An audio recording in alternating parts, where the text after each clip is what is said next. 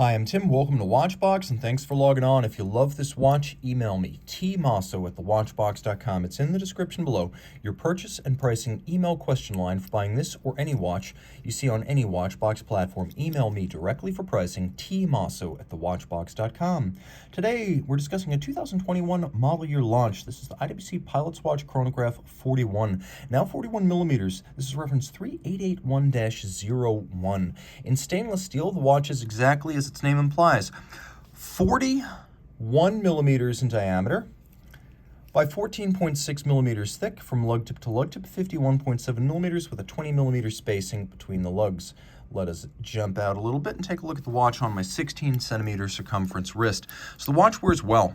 As you can see, handsome, comfortable, wears like an early 1990s IWC Pilot's watch rather than the more recent, larger 3777. You can see it's not particularly thin, though a jacket will be fine. It won't fit underneath the tightest of dress cuffs. You can see if you've got a narrow wrist like mine, you want this 41 millimeter size. 43 is going to be too big. I'd recommend it for a wrist as small as 14 centimeters in circumference. Now taking a look at the strap, it's blue.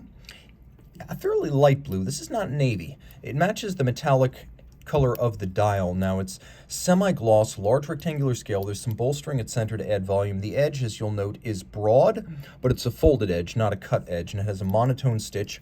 On the underside, we have black calfskin, and then we have a full deployant clasp, which is satinated and polished externally, and then you can see inside it's also media blasted, so you have that deployant clasp to avoid dropping your watch. A lovely integrated lug case profile. The lugs are quite delicate when viewed end on. They taper considerably, and they have an expanding polished bevel on their flanks. The bezel is stepped in from the case band to create the impression of a thinner watch. It has a satin-finished vertical component and then a narrow polished conical component that abuts the sapphire. We have a screw-down crown. The watch is now 100 meters water resistant, more than the previous 60, which was endemic to the IWC Pilot's watches forever. So this is a true swimmable watch if you put it on a water-resistant strap. Crown as well as chronograph pushers, you can see polished, and there are shoulders to the pushers to make them look a little bit beefier and also give them some protection against shearing.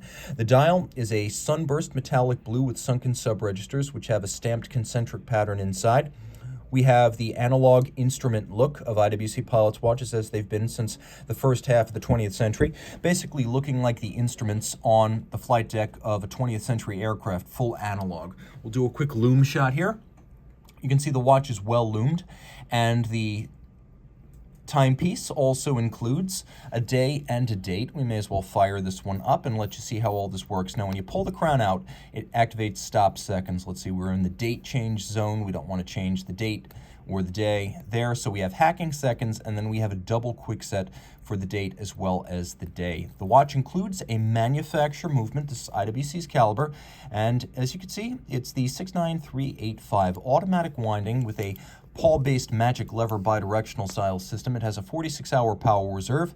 It pivots on 33 joules. It's adjusted in 5 positions the way a chronometer would be, and there's an eccentric screw fine adjustment mechanism with Edicron for the rate and beat adjustment. So it can be adjusted quite precisely, and they take advantage of that with a 5-position chronometer style adjustment. Now it beats away at 28,800 vibrations per hour, and you can see it features a polished column wheel for crisp feel and sound when you actuate the movement.